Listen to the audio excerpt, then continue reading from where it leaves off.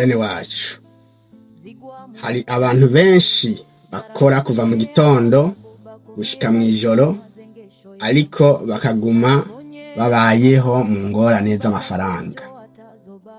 Ariko hari abandi bubatse ubutunzi bw'amamiliyaridi y'amadolari. Ikibazo suko bavutse batandukanye natwe. Ikibazo nyamukuru cyo kwibaza ni iki: mbe biyumvira gute? Bakora iki abandi badakora?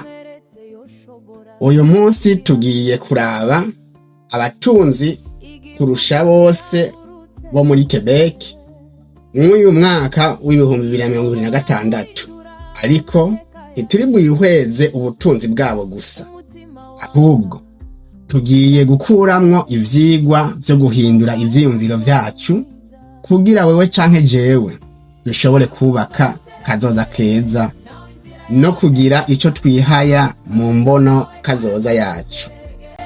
Murakaza neza kuri Symphonie Media, urubuga rwo kwiga no kwiteza imbere mu Kirundi n'Igifaransa.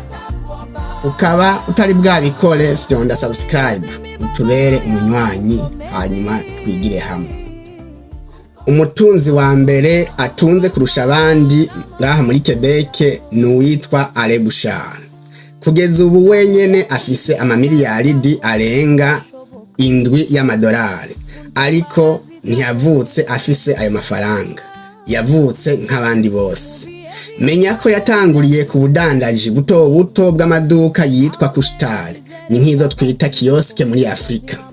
Akavuze umurundi ngo ushaka inka uryama nkayo. Izina Couche-Tard rivuga ko uryama utevye, ariko muri make no kuvuga yuko yugaratevye ubutike bwiwe. Icigwa ca mbere gikomeye ngaha dukuramwo ni iki: ntutegerezwa gutangura ufise vyinshi kugira ushike kure. Abantu benshi bitwaza bavuga bati ndindiriye amafaranga, ndindiriye uwomfasha, ndindiriye amahigwe niyagera. Abatunzi bobo batangura n'ivyo bafise, ntibategereza ibitangaza biza bivuye ahandi. Barakora n'umwete kurusha abandi bose, hanyuma bakagera kuco bipfuza. Ubwa kabiri turabire hamwe aba batunzi bakurikira. Lino Saputo yubatse ubutunzi mu vy'amata na za fromage. Hakaba Gira Liberté yubatse ubutunzi mu vy'imyidagaduro y'utugenegene. Uwitwa Serge Gode nawe yubatse ubutunzi muri informatique, arizo bita nyabwonko canke mudasobwa. Abo ubaraba baratandukanye cyane, ariko bose bahurira ku kintu kimwe gusa: baronse ikibazo abantu bari bafise maze baragitorera inyishu. Icigwa kigira kabiri kirimwo ibi bibazo bikurikira: ushaka gutera imbere, reka kwama ubaza uti noronka canke nokura hehe amafaranga. Tangura wibaze uti nofasha nde mu bene gihugu, notorera inyishu iki kibazo kiri mu bantu bankikije gute. Utoye inyishu y'ivyo bibazo, amafaranga azoca kurikira. Agaciro k'ivyo utanga mw'abo bantu, mw'abo bene gihugu watoreye inyishu y'ibibazo bari bafise. Ubu naho turabire hamwe uko abatunzi bubaka ibintu mu gihe abakene bobo bajya ivyo bafise. Abantu benshi iyo baronse amafaranga baca bayakoresha nabi.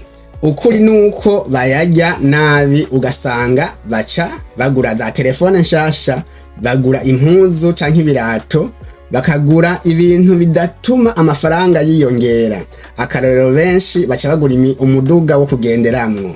Abatunzi bo bakora ikindi kintu gituma bagwiza ayo baronse.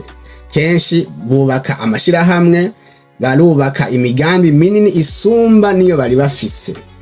Barashora imari kugira amafaranga azana yandi. Amafaranga yabo araheza akabandanya kubakorera naho bobo baba basinziriye. Nico gituma nk'umutunzi Pierre Carle Perado canke Alain Bouchard n'abandi babandanya kunguka uko imyaka igenda yiyongera.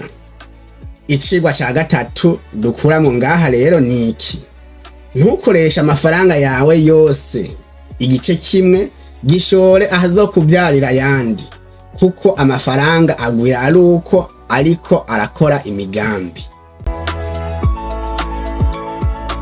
Waruzi ko uri umunyenzigo utigera utunga? Reka nkubwize ukuri, umunyeshari ntazokwigera atunga. Ikintu kibabaje nuko abantu benshi bumva izina ry'umukire bagaca batangura kuvuga bati yarivye, yararonse amahirwe gusumba abandi, ninye n'ivyubahiro nico gituma atunze, ngo ni ba Freemason, hari n'ivyo basigaye bavuga bati ngo yagiye mu kuyakura mu kuzimu. Ariko ivyo vyiyumviro ntibihindura ubuzima bwawe, ahubwo birabugirira nabi cane gose, bikagusubiza inyuma, bigatuma ataco wimarira mu buzima bwawe. Icigwa ca kane ngaha dukuramwo: iyo wanka umutunzi mu mutima wawe, biragora ko nawe uronka ubutunzi. Aho kugirira ishari, inzigo umukire kanaka, mubaze uti ni ikihe kintu no kwigirako kugira nanje mbe nkawe. Abatunzi benshi ntibatunze ufatiye kuri bimwe bimwe bakora, ariko hari ibintu byinshi byiza dushobora kubigirako ku rugendo rwabo bakoze. Nawe iyumvira icyo ushobora kwigira ku muntu ubona yamaze gutera imbere, umwegere mubaze ukuntu yabigenjeje. Ndazi wamubajije n'urupfasoni azokubwira uko bimeze. Bene wacu, nyumviriza neza kuko iki cigwa ca gatanu kirakomeye. Mbere yuko uba umukire mu mufuko, ubanza kuba umukire mu bwonko.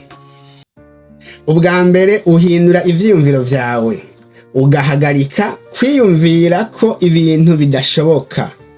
Nta kwigaya, ni wiyemere. Ugahagarika kwama urondera ugufasha, ugafata ingingo yo kwiyubakira kazoza kawe kugira imbono ibe nziza kuri wewe nyene. Kuko abatunzi benshi mwabonye uyu munsi canke mumaze kubona, batanguriye ku ndoto nto, ariko barazizigamye izo ndoto zabo, barazikorera, barazubaka, barazigwanira. Ushoboye rero, ushoboye. Ubakira ku ndoto zawe, hanyuma uzikorere, uzigwanire, uzishikane aho washaka kuzishikana. Ngutera kamo: none wewe ninde muri aba batunzi nagushikirije yo gutera intege kurusha abandi?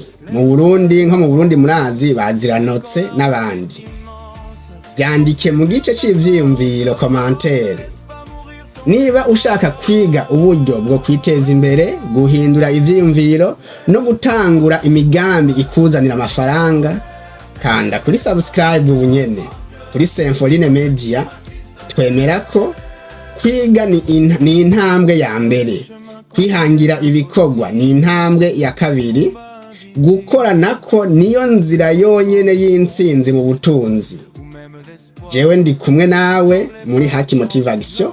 Wibuke ibi bikurikira: ntibikenewe ko uba umwana w'umukire kugira utsinde ubukene, ariko birakenewe ko ugira ivyiyumviro vy'umuntu ashaka gutsinda, gukira no gutera imbere.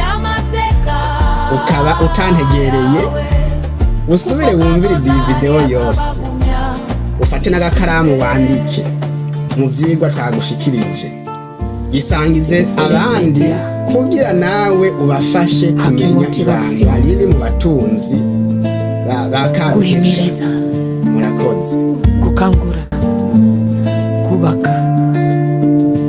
Twese hamwe tubake umuryango wa Sympholine Media.